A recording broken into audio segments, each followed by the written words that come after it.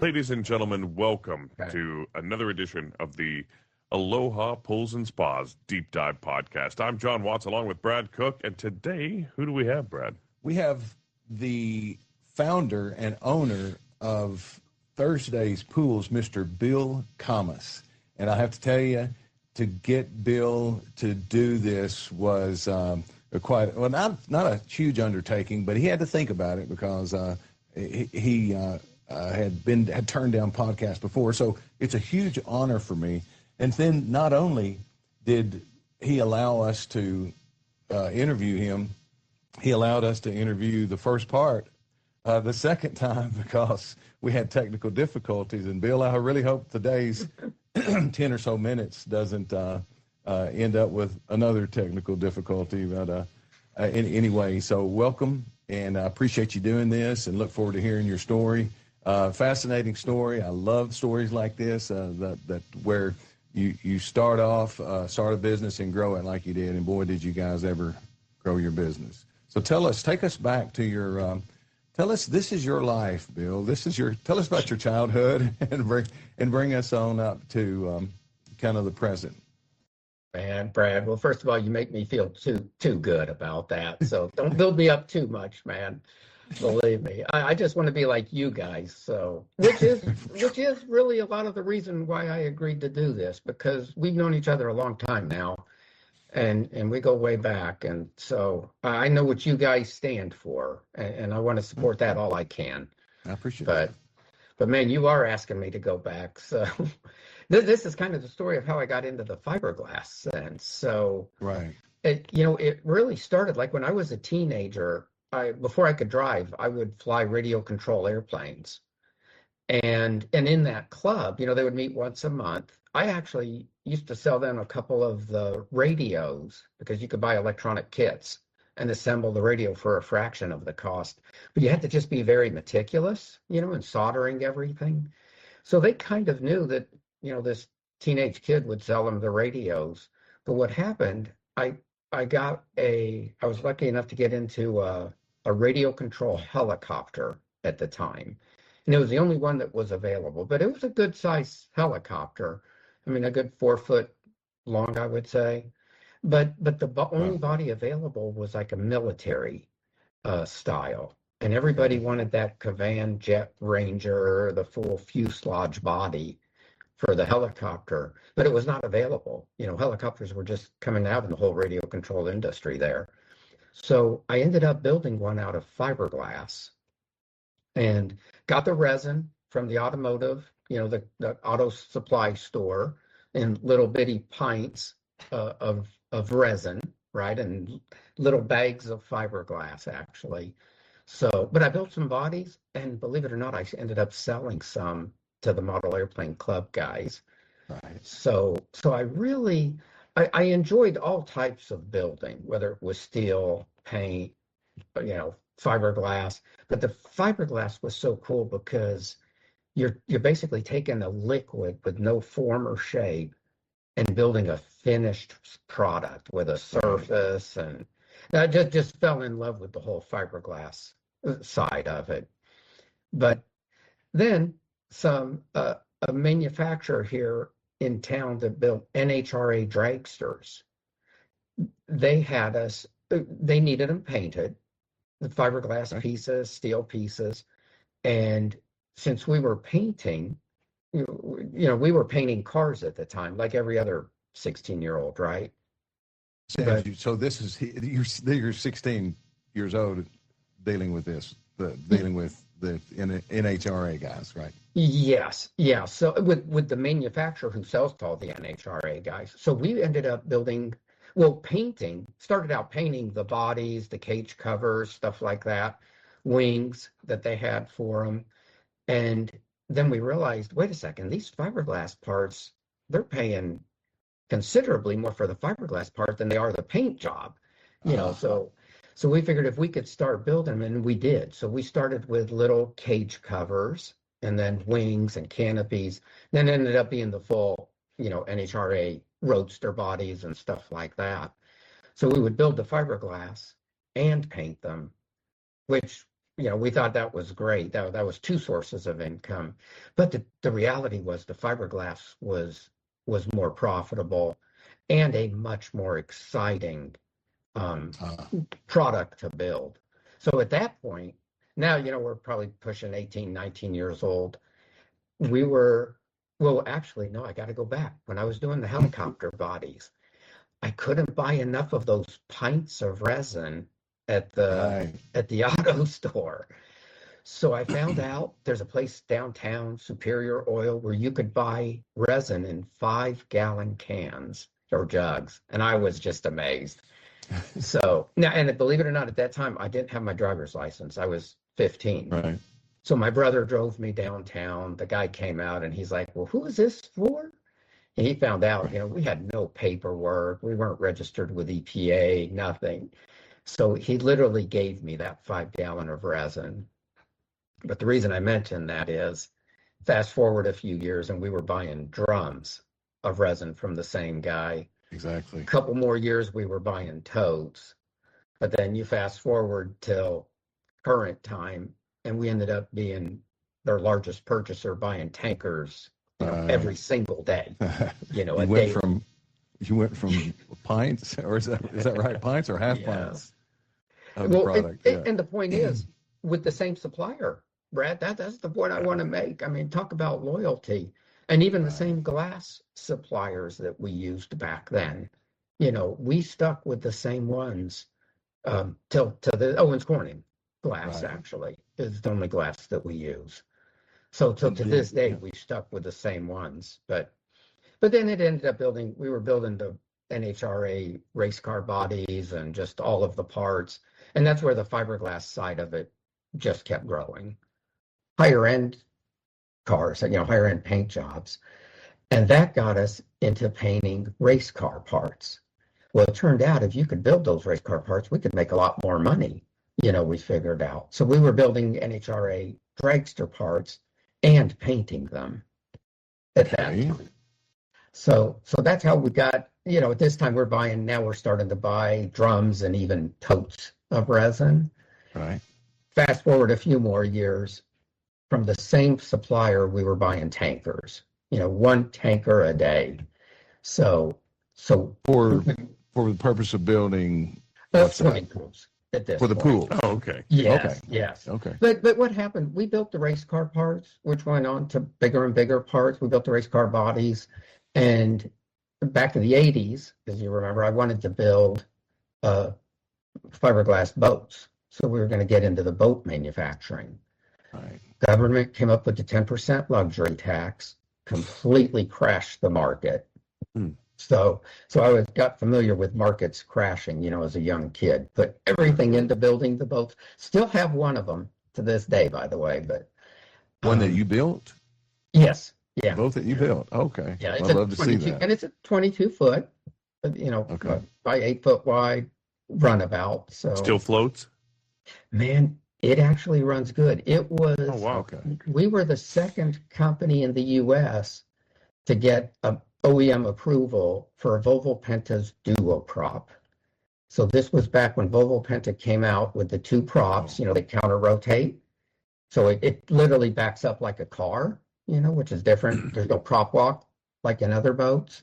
But it was the very first duo prop that was out there. That's back when they had patents for it. So now they all manufacture them that way. So you're telling me stuff though that I didn't get to hear the other day. I was under the impression that you'd always been fascinated with fiberglass, but you were in the accounting business. So there's probably it's all true, I'm sure, but I'm sure that you haven't gotten there yet, or how does that all intermingle? Well, it's coming up. You mentioned the fiberglass. With all the products I worked with, from painting and metal and wood, obviously built all kinds of stuff. The fiberglass intrigued me the most because you basically went from liquid in a container to a product with surface. It just always intrigued me. So, but when you go, your dad asks you, you're a young kid, he says, what do you want to do? Well, I want to manufacture. I'd love to own a manufacturing company. what does he tell you? He tells you, well, when you go to school, you need to study accounting first, right, John? Right, right. So, no, but you get his point. He wanted me to learn business so that if that's truly what I wanted to do, that could support, give you a better foundation, which in hindsight, it absolutely was incredible. So, I think that business people want to get straight to business, and they overlook the most important part of business is doing something that works, and that is profitable, and that you can get in business, but that you can stay in business as well. So kudos to your dad for suggesting, and kudos to you for following through with that. So why pools? You said boats and race cars. What inspired the pools? Well, we actually did build. So we started building fiberglass products, when I was 20 years old as a business, right? And we did above ground pool ladders.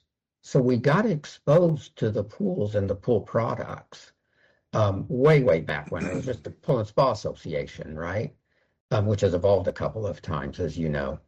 So we were involved in pools way back then. So I was exposed to them. But when I was trying to start the boat factory and the government did what they did with the tax, so I knew I had to put it on hold. I ended up building my house because I was getting married. And before the house was done, I sold a couple of houses very similar in my neighborhood. So, here I am. I'm like, my wife and I were talking, okay, I'm going to wait till the tax is repealed and start the boat factory. But in the meantime, building a few houses won't hurt, because this was the bubble of the housing boom, right? But they don't repeal the tax, so I ride the wave of the housing boom, and we just built bigger and bigger houses. Just did great in the housing. But rather than taking that money like most home builders and just building a bigger house, I invested in land to build a manufacturing plant, basically, because the intention was to get back to the boat building. So you bought the land to build the boat factory. I did, and I built a facility on it. Actually bought a couple of parcels at the time. And by this time, then you get to the 2008-9 period, and we were building very, very large homes, doing very well. Oops, I didn't move the mouse. How's that? You're there. So we're back. But no, we were doing good building homes up to about 08-09. And obviously the market was starting to crash for homes. And I basically went to my wife and said, all right, this is the time to get back into the boat building. So by then I had the facility ready, I had equipment ready, the financial resources. So when everybody was really scrambling, trying to redefine themselves, I knew I could redefine myself, but where I felt better was I was at least doing it from a point of strength, because I had the resources, not all the money, but let's just say living a very, very conservative financial life keeps you in a better position to be able to maneuver, when times change, right? Because it's not a matter of if they'll change, it's when. But that was the idea. Start the boats up, and I literally ordered a tractor trailer of lumber because we were going to build the wood patterns for the boats, and started designing some. Had some ideas on which ones. They were going to be very large boats, and my wife wanted a pool. I jokingly say I wanted to stay married. Brad, we would have stayed married anyway. But at this time in life, my home building company, we had a lot of people actually on staff. So we built our own swimming pools for the homes. When we sold the home, if that pool was like a couple $100,000 or more, we would do that pool in-house because we could control it. We knew concrete, we knew gunite, we would do those in-house. My wife thought, well, he's going to bring his crews over and install our pool. Brad, I did not want the mess. I mean, I know what it takes to build a concrete pool. And I do like concrete pools, don't get me wrong. I mean, I had thought at the time, one day I'm going to put a concrete pool in my own house, because we built it for about 12 years. But Yeah. but my wife sees, I'm like, no, I just didn't want the mess. And a friend of mine was doing some fiberglass pools, and I'm like, okay, I've seen enough of those go in, on our homes, and they were multi-million dollar homes also. Yeah. So I understood, fiberglass was not the hot tub in the backyard attitude that some people thought it was. Exactly. So I had my friend install a fiberglass pool, and I was like, man, if I really don't like it, the next year I'm just going to rip it out and, put my real concrete pool in, right? There you go. But long story short, it showed up, and when I looked at it close, and I just knew we could do a better job. It was not bad. I don't want to bash her. It was obviously one of my competitors. Right. But I knew we could do better, just from looks and installation and structure and stuff like that. So I called my guys up in the shop and said, we're going to build patterns, but not boats. We're going to build swimming pools. Yeah. And literally, we changed everything. We designed it. The plan was we're going to design a dozen pools, build all the molds, and take the product to market. By this point in my life, I was like, okay, everything's down. Home sales are next to gone. Right. Although I got my builder's license in Florida. So we built houses in Boca Raton, Delray Beach, that area. Mm-hmm. So we were surviving, but I knew that wasn't going to be the future. And I knew I did want to stay in the Midwest. So there was no option of moving the family. So it was like, all right, that's, it's going to support what I need to do to get to the next phase. And that was to get ultimately to manufacturing of some fiberglass product. And boats compared to pools had a lot of advantages. And I was exposed more to the pool industry. And I knew pool dealers and stuff like that. So bad but good, or good but bad. At the very beginning, we were working on our second mold, and literally some dealers were knocking on the door saying, we've got to have this one pool from you, because they saw it, heard about it. Right. And we're like, okay, we'll just do the one, but we're really busy building molds. What was the first mold? Do you mind telling me? Well, it was the Little Bob. Okay. And so Yeah. Bob is Bob Kavoyan of Bob and Tom, if you know of their syndicated I do know radio. Bob and Tom. Yeah. Yeah, so Bob Kavoyan was so awesome. So real quick on that pool design, we designed a little model, a bunch of steps at one end and a couple little. Can you show the Little Bob on this screen while we're Yes. talking? Yeah, I'll do that. Okay, go ahead. Yeah. But it had itty bitty benches. And so we gave the model to Bob Kavoyan, and he's like, no, this is a party pool. I need people to sit all the way down both sides. Oh, yeah. So we're like, okay, we'll extend them a couple of feet. He goes, no, I want them extended as far down as you can go. Right. So this pool is all benches, John. You pull it, you'll see it's just all benches. And we're thinking, man, we'll never be able to sell another one. But how do you not take care of this guy? Right. So we did. We modified the pattern, built the mold with the intention that, we may never sell it again. So but I know glad you're asked going to this. ask. Right. I love that. It was our number one seller for the next 5 or 6 years. Oh, wow. So what it taught us, we realized real quick, Brad, we knew nothing about what the homeowners were wanting in designs. We were designing these real fancy curved with big swim lanes. What we found out was, as we knew, you have to listen to the market. They will tell you what is the demand. I mean, I truly believe in that supply demand forces. And so I got you off your train. You were headed to that. You were on your second mode, which maybe I'll find out about that later. But but people started coming around asking you for, and they did. And so we were building some pools, not trying to sell. I think it's still going. Not trying to sell or promote them at all. And we were getting just strong demands that, look, so-and-so got it. Can we just get one? And literally, you have to realize it was slowing us down. We wanted to prepare the foundation Got it. and get the air permits and everything, for the whole deal, because we knew what it took.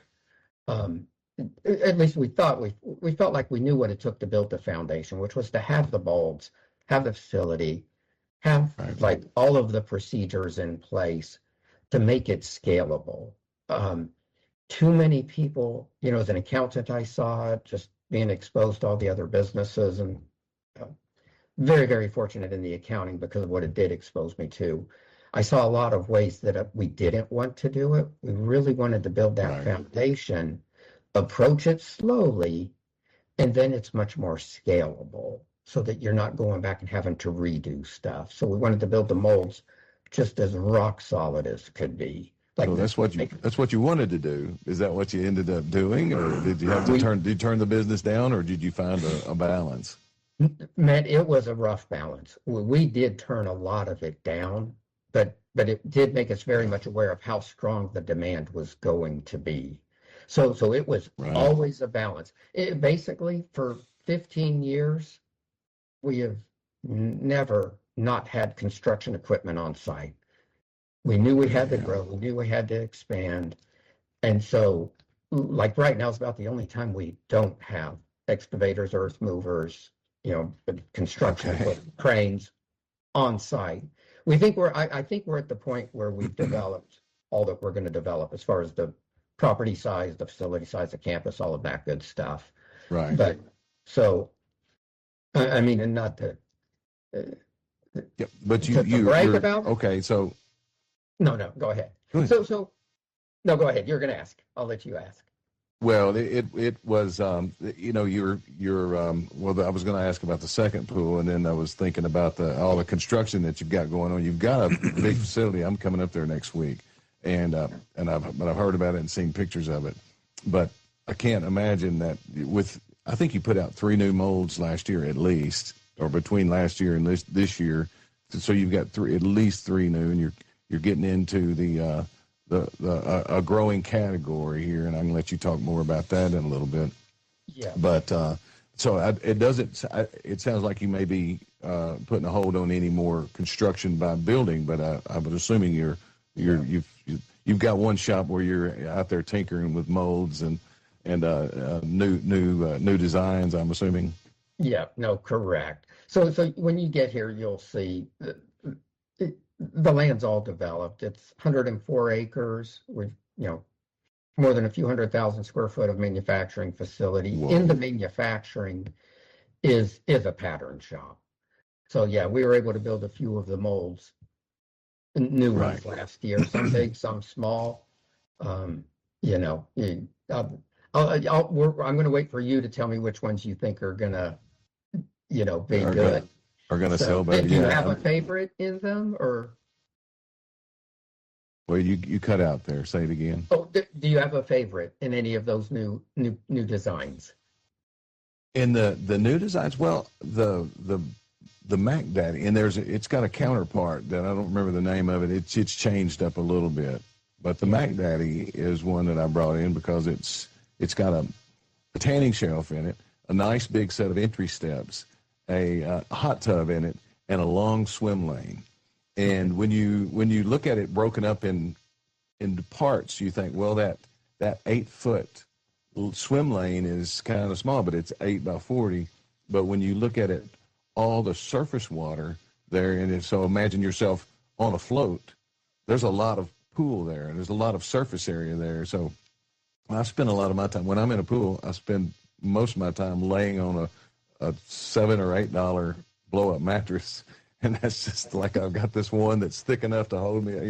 So I've got what I do on the water, and but I was in a backyard the other day. I don't sell pools as much as I quit selling pools for 7 or 8 years, and this year I thought, I'm going to get in and learn HubSpot and sales message and all the technology that we're using. So when some of my older salespeople say, well, I can't do it, well, I say, well, I'm doing it. But anyway, fascinating getting back, my favorite thing to do, and try to keep this not about me very much, but I was talking with a customer about one of these I have in stock, and I said, I'll take some money off this one if you want to take this one out of stock, and I think they're going with an Aspen, which is extremely popular in our area.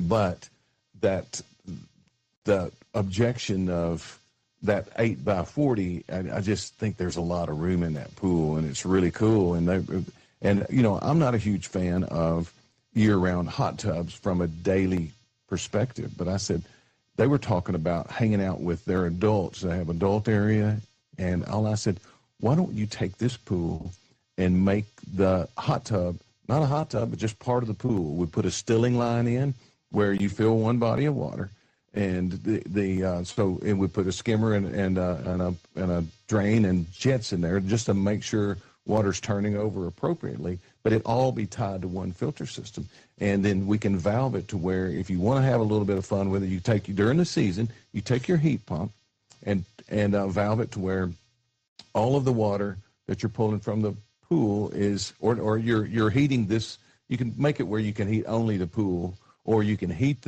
only the spa area, or you can heat the spa area and let it spill into the pool. I mean, you got a lot of options where and just the adults can have a warmer spot for a little bit, knowing that eventually it's all going to equalize and be the same. But for an evening, you have options right there, and just sitting around having your drinks and across from one another. I think it's great, even if you don't want to use it year round. I don't know where you are on that, Bill, but I love the thing. So I love hearing the dealers like yourself describing and talking about it. So John, yeah, he hit it on the head. Because we were struggling. We did the Aspen, great big sun deck, a lot of creativity, looks good, eats a little bit of the swim lane up. And we were kind of stale for a couple of years. We couldn't come up with good designs. And we listened to people like John and the dealers saying, this is what they're looking for. But what you heard Brett go through was that list of all of the things that they wanted. How can you get those in one pool? Right. And I'm going to credit Annie Brock. She was the one who came, because we had several designs, that were like, just didn't make, looked good on one aspect, but just didn't make you feel completely good in your stomach, right? When that one evolved, everyone looked at it, showed it to others, and it was like, no critiques, no negative critiques on it. It really did have a little bit of everything for everybody, from the spa to the wet deck, the swim lane. And when it's down in the ground, those wet decks, that's not deep water, but it has a very good footprint. It's a good big rectangle. So the pool looks like the Mac Daddy, it just looks like it's got it all. So obviously, it was just released. The demand for it looks good so far. Good. So, I'm glad to hear that. It's we're always nervous when you bring a new model how it's going to do, but fortunately, it's going real good. I think it's going to be very good. So I would like to get one with an automatic cover on it, and have it to where the cover pulls back, and the customer has the option of using the auto cover as the cover for the spa, which I think you put the floating blanket on it as well, just to hold down on the energy costs. But I can see that as being a very viable option for somebody that wants to use that year round. In the case where this particular customer, it seemed like a better fit just to put them a hot tub up on their deck, and then that way they would have the hot water that they could control for $15 or $20 a month, and because the other was what a hot tub like that is going to cost daily use with not a super insulated area. It's going to be more, but the price of that, it's worth it to a lot of people just to have that whole setup, of that all in one body under one cover and all. So, but don't you also have when I said its counterpart, a model like that has a shelf and two sets of steps, or that's correct. And I don't remember what's the name of that model. Then is that the A36? I honestly can't recall that model. It's so new. I can't recall the model number. I should have checked on that before I got on.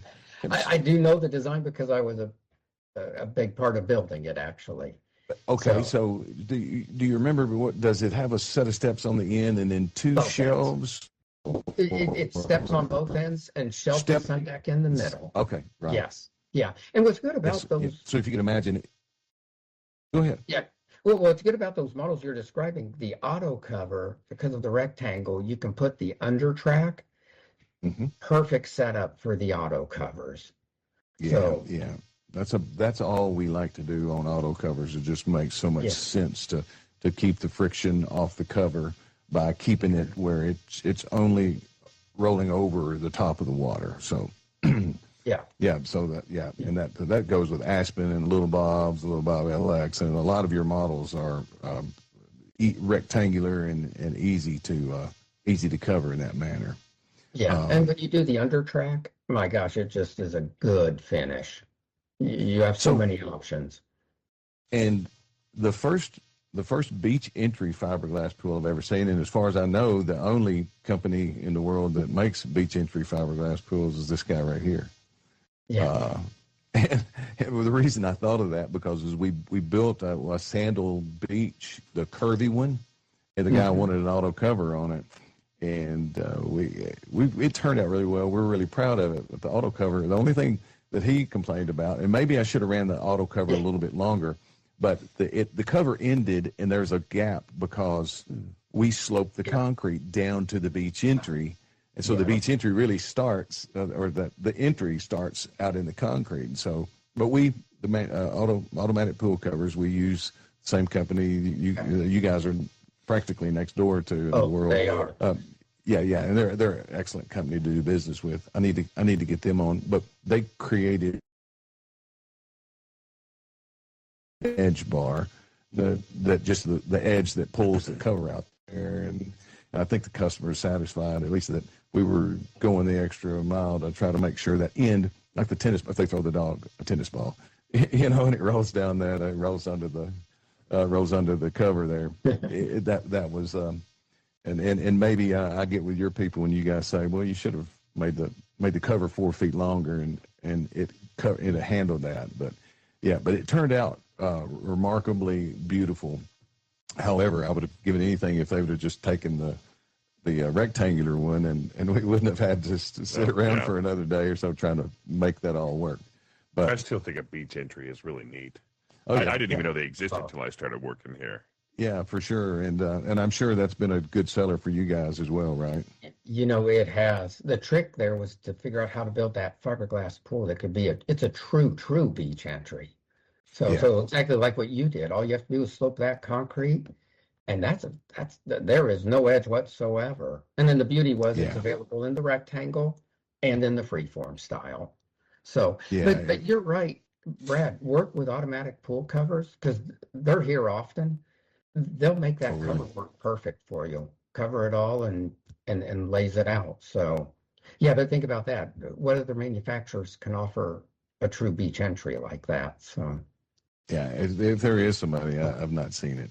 And Yeah. if you have somebody that's elderly that would like to get into the pool, it's just the super no brainer because you can just walk right in there Yeah. without having to I'm take thinking of my dogs. one step. Yeah, Yeah. Running in and out. Oh yeah, I'm sure they would. I'm sure. Yeah, exactly. Small dogs, especially, they can find the depth that they're comfortable with. 'Cause I built us a gunite pool at one time, and our dog. We moved from the beach entry pool where she loved it to it was a tanning shelf there, and it was too deep for her, and so the last few years of her life, she didn't like getting in the water. I hated that for. I told him, we were watching it one summer, and I was like, this fall I'm going to tear all this out, and I'm going to put her, put that baby, a shallower area in and retile it and all that. And I never did do it. But, Yeah. So shifting gears a little bit, I wanted to know how you came up with the name. What a good question.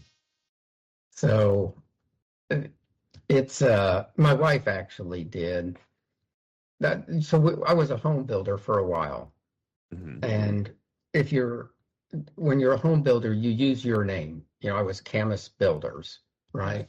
If you think you're going to stay in business, but if you think you're going to flake out, or so many home builders go bankrupt, they'll use Metro or Keystone, or you don't use your name.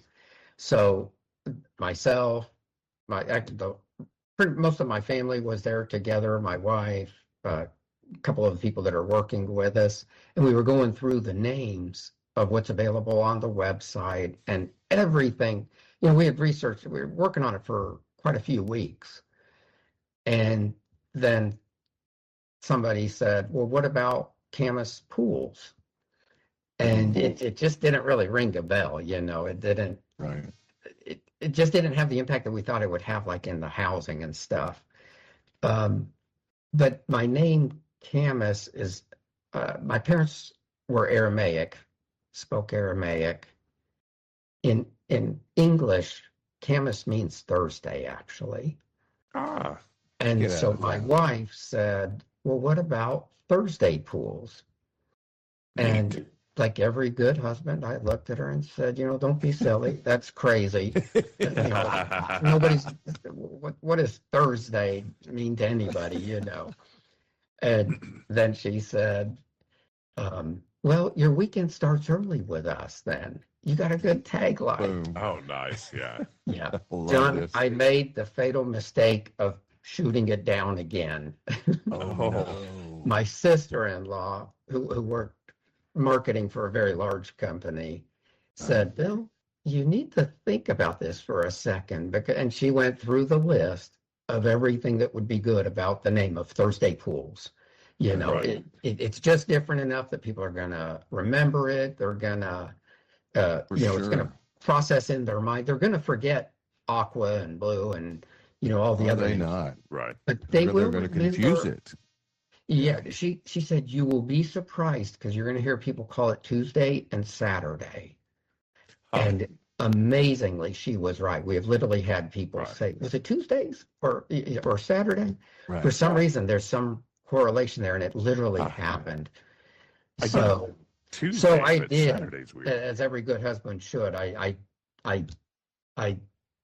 said, "Okay, wait a second, maybe you're onto something there," and that's where the name Thursday came from. It's actually no connection to Thursday Boots, which is another company named Thursday. Are you familiar with them?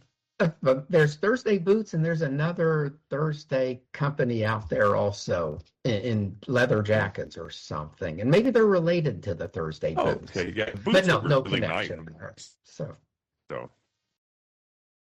but froze up there again.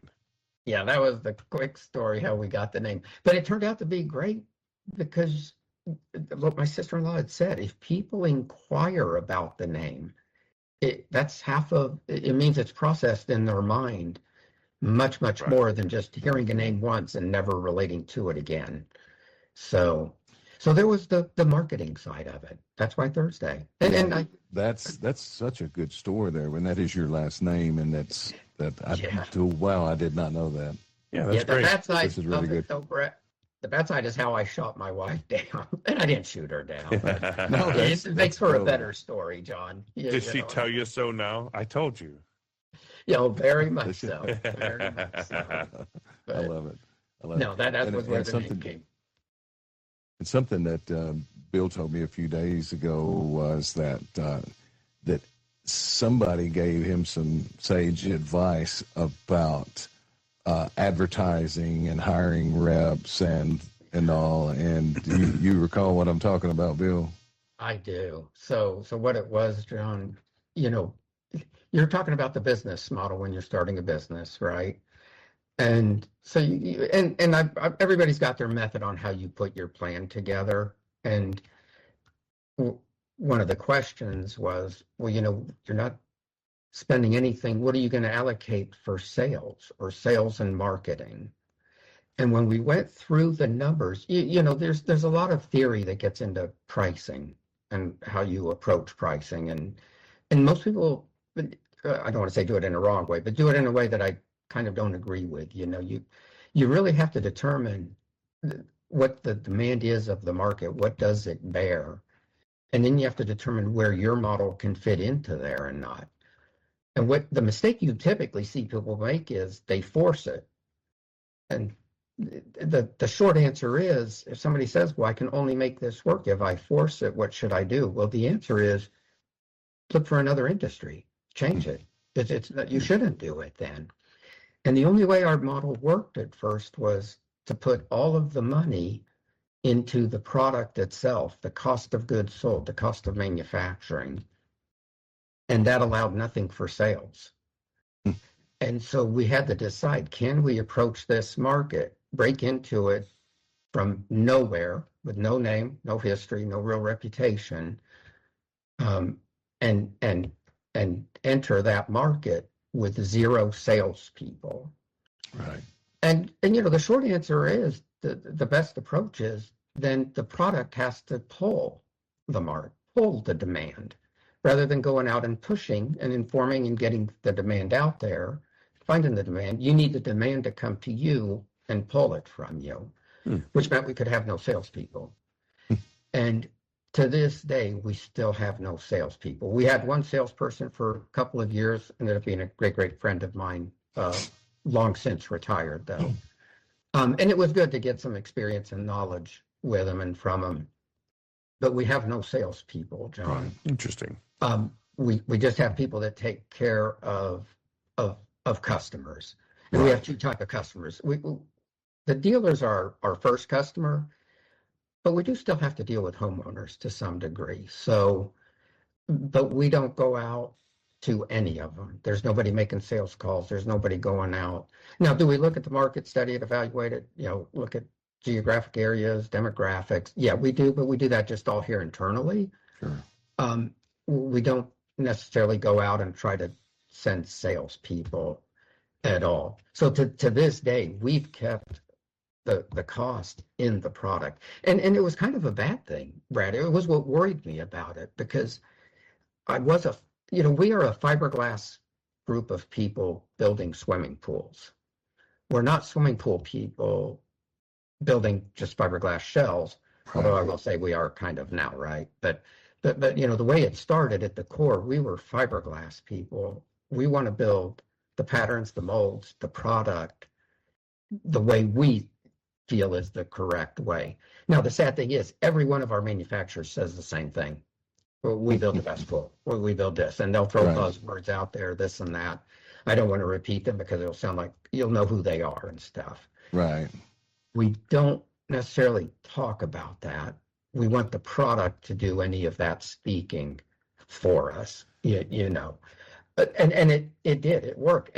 Those pools we sold at the very beginning, literally the dealers were coming to us saying, so-and-so told me I have to try one of these shells because they've installed others and they knew this installed differently just by its sheer stiffness. And it's not overbuilt. It's not just the thickest. It's not the heaviest.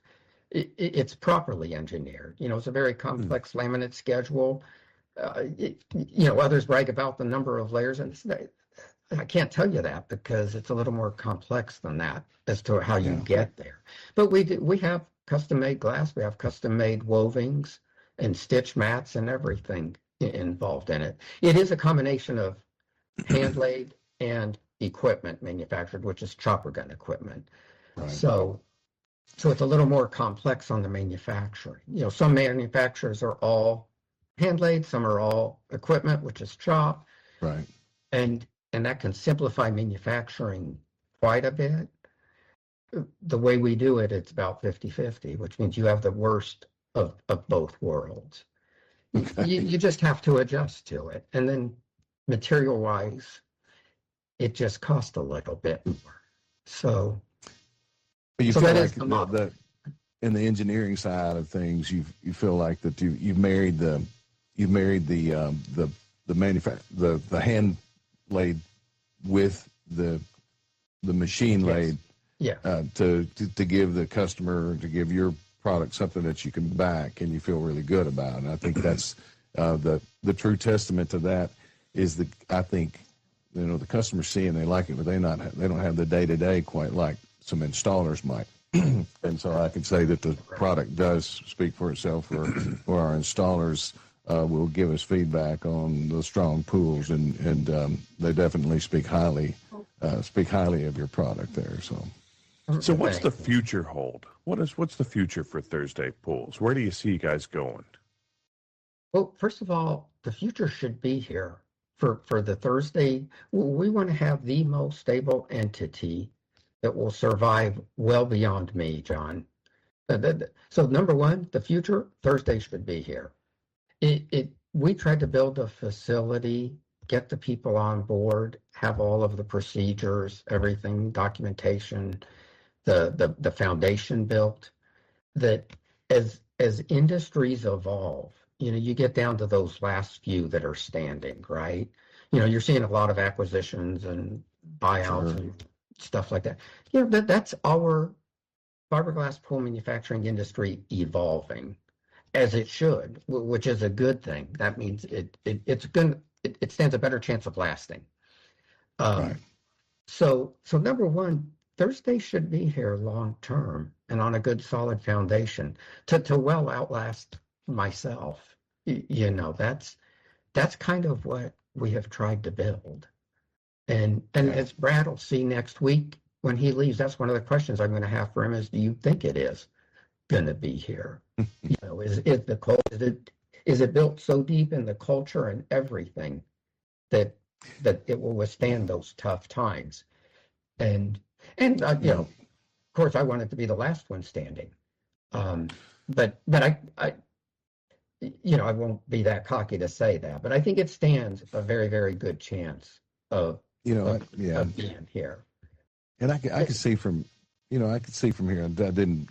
Sorry if I interrupted, but I could see from here, knowing what I've known and knowing what I know about the product and knowing what I know about how everything's evolving from a builder's side of things, and knowing that the growth of fiberglass pools has been kind of on an upward trajectory for several years now, and what was 3% of the market 20 or 30 years ago is, or not don't quote me on numbers on this, but now it's into double digits on up now as far as market share, and is climbing, and so got a good product, a great team there at Thursday's Pool. So, and I can't wait to come up there and see what you've got going on. But I don't know that I'll have a different opinion once I see that, except it may be a little bit more line in the sand. Yes, it's your guys are built for the long haul for sure. You did hit on a point there. You're talking about the demand for fiberglass pools. I truly believe, and what I thought I saw and seems to be the case so far, the fiberglass pool shell has some strong advantages. And we couldn't have pulled this off with no salespeople unless the demand was there for the product. I built concrete pools. I'm not against them. Again, I very much like the concrete pools. Right. And vinyl liners do have a place also. The advantages of fiberglass, you find out you can speak less about them because the momentum is out there now in the industry of the homeowners talking about it. The number of homeowners that when they recommend a pool to their neighbor, they just talk about the advantages.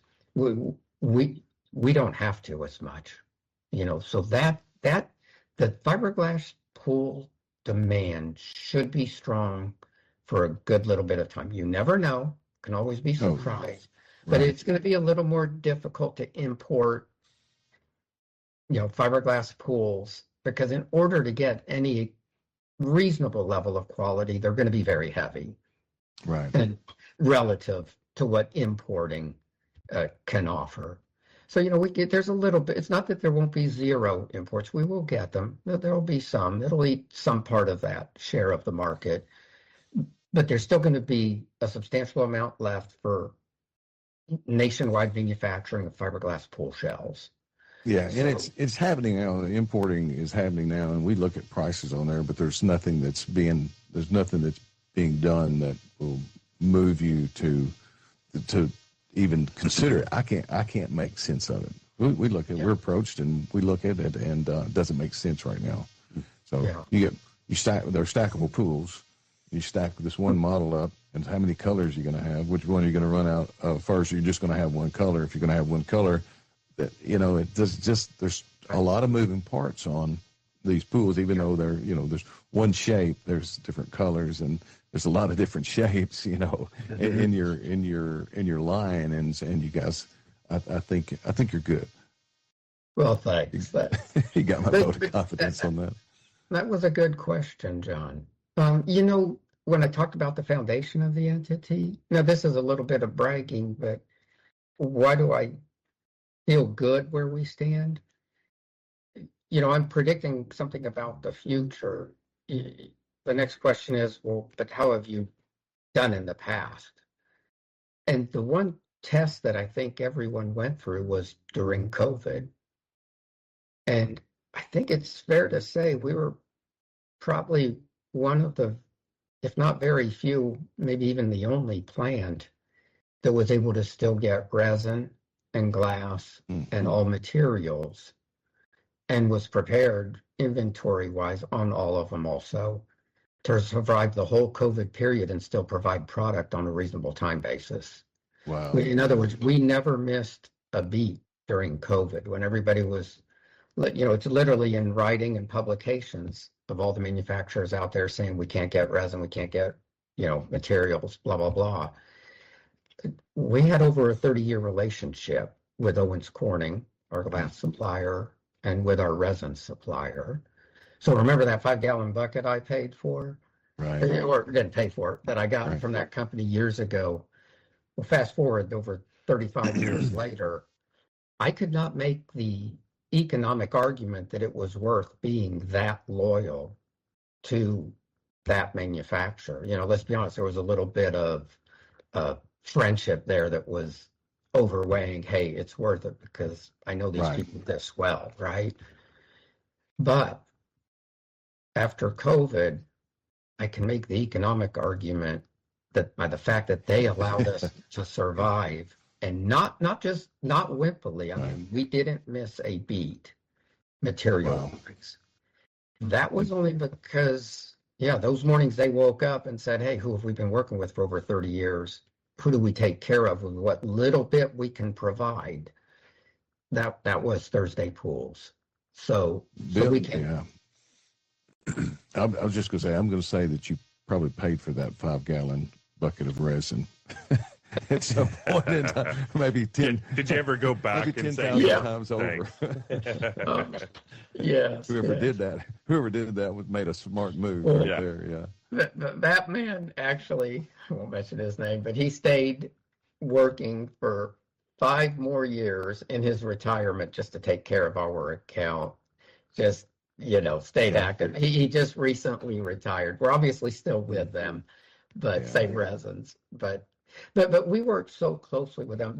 Brad, when you come next week, I'll show you a few things of what we did, and it took years with their chemist to refine the processes in this manufacturing. And I'll literally just show you so that you can see.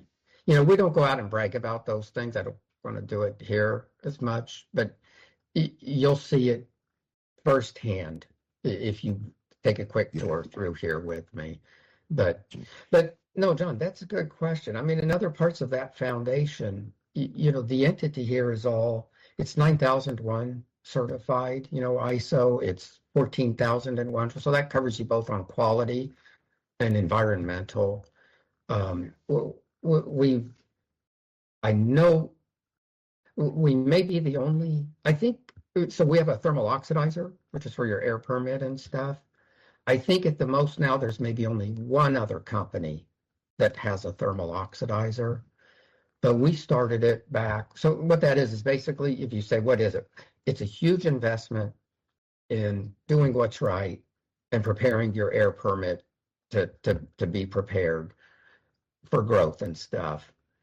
And we did it back when it was voluntary, basically. And so we got the Environmental Stewardship Award. We were the 69th company in the state of Indiana to get the Environmental Stewardship Award. Nice. And that was a while back. So it's done stuff like that. It has the procedures in place that we literally, when one of the national shows here in Indianapolis, we invite all the other manufacturers to come and visit the plant. And we have been critiqued more than once. Why do you let the others visit? And I'm going to tell you, almost all of them have been through here. Almost all of them. And it is good, because it's a legal relationship that you can foster during an event like that. So, there's no conspiring of manufacturers getting together. Right. They wouldn't do that. But you can do that legally during that show. We do. They come. It's good to have those relationships with them, because Agreed. anything we do, we want to raise the whole industry. Exactly. To that point, Friday, we were at the St. Louis Home Show, and I interviewed 2 different pool companies on our mobile podcast that are basically competitors. Not quite like showing them the factory and how the sausage is made so much, but to just to have the conversation, because one, it's nice to kind of share war stories, I guess, if you will, and as I always say, misery loves company. So if you can find somebody that's in the same business as you, to talk about all the battle scars and all, it's always fun. There's a connection there, whether you know people or not. Once you start talking, the conversation flows really well. Speaking of which, we try to keep these things anywhere between 30 and 45 minutes, and I'm sure we're bumping an hour really hard. I've been waiting for a pause from either of you to remind you of the time, but it's okay. We get carried away when we're having great conversations, and we could go on for hours. Turn this into a Joe Rogan podcast. There you go. It is, but yeah.